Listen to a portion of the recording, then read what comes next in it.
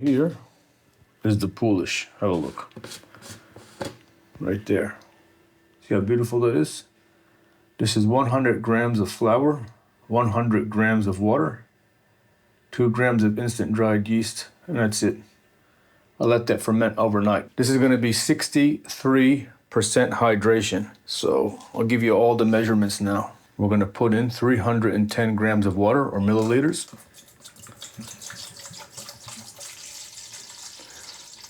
There you go, spot on.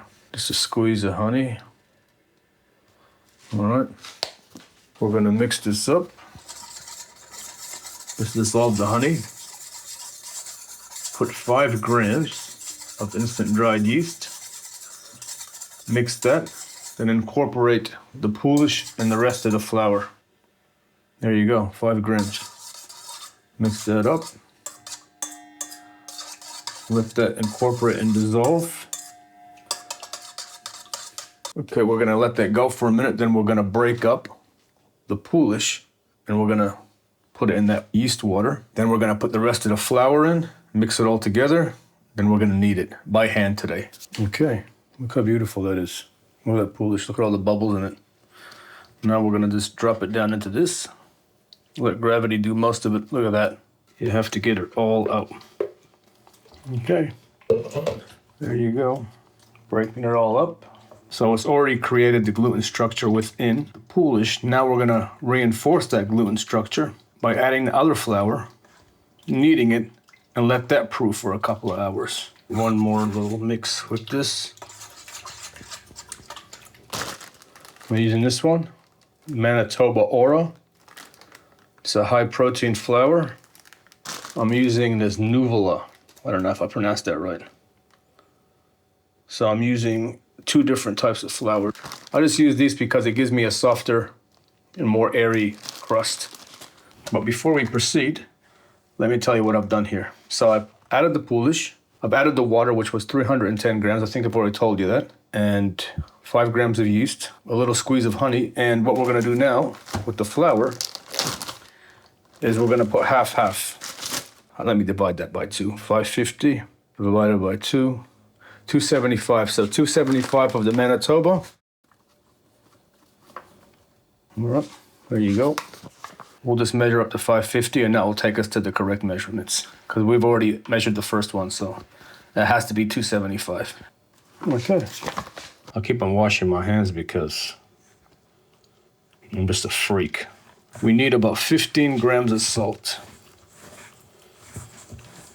If you get all the dry bits in the bowl, even though it's wet, it will be easier to knead. So that's 15 grams. We're gonna put that in here, all right? Put it in the middle, knead it a little bit in the bowl still, and we're gonna turn it out and knead it. I wanna clean that surface, the bench top. I don't like to have anything dirty. Even though it's still gonna be baked, we still have to maintain hygiene all the way through the entire process of making a pizza, especially when you're cooking for other people. Even for yourself, you don't wanna get sick. Just resting dough makes it easier to work. If it gets too overwhelming for you, just let it rest and be delicate and gentle with it. The harder you handle the dough, the more it's gonna stick to your hands. Practically alive with the yeast and everything, so it wants to be handled with care. As we get our coffee like this, when we have a sip. Let it rest for a minute. Look, for some reason, Neapolitan pizzas, I don't know the exact science behind it, doesn't require oil. This is very therapeutic for me, kneading by hand. This is 63% hydration, so it's not too bad. It's not too bad. Give it a sec.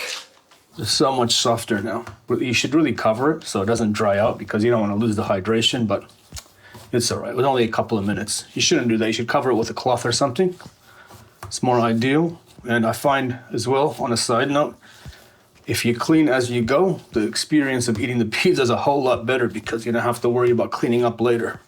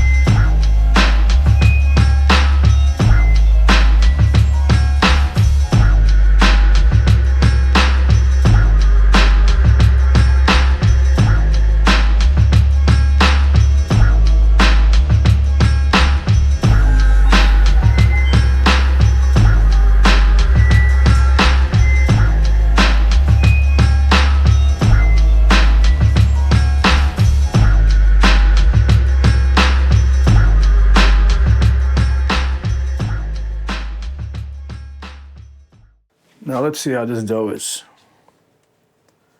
Oh yeah, that feels good. That feels good. That feels real good.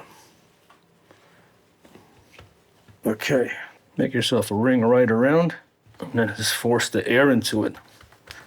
Pretty much hear all those bubbles, all that snapping. That's exactly what you want. Turn it around.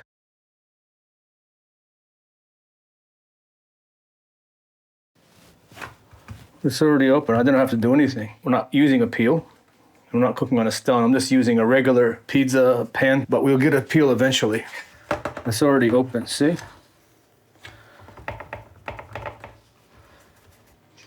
Probably a bit too much. Just start in the middle and just work it out. See, like that. Just work it out. But this is gonna be scrumptious. You get your pecorino. I like a lot of pecorino, like so, a bit more. This makes it a little bit more firm as well because it sucks up a little bit of the sauce. It absorbs the sauce, takes out some moisture, which is good. Now we put on the mozzarella cheese. Put the mozzarella down. This is just salami. My salamas is made for my... We're gonna put a little bit of oil on the crust. We're gonna bake this thing for about 8 minutes on the top because I got a pretty crappy oven and a couple minutes on the bottom on the other oven. And we're gonna get a little bit of oil like this, just a little bit, a couple of drops all the way across. And now we bake.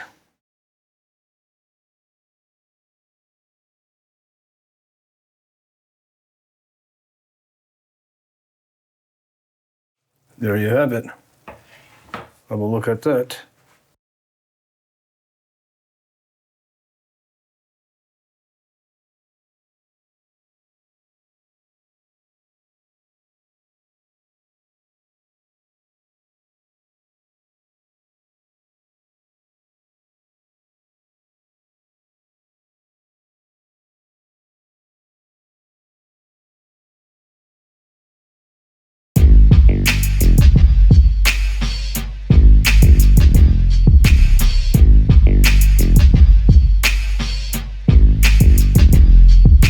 Just waking up in the morning, gotta thank God. I don't know, but today seems kinda odd. No barking from the dog, no small. And mama cooked the breakfast with no haul. I got my grub on, but didn't pig out. I finally got a call from a girl I wanna dig.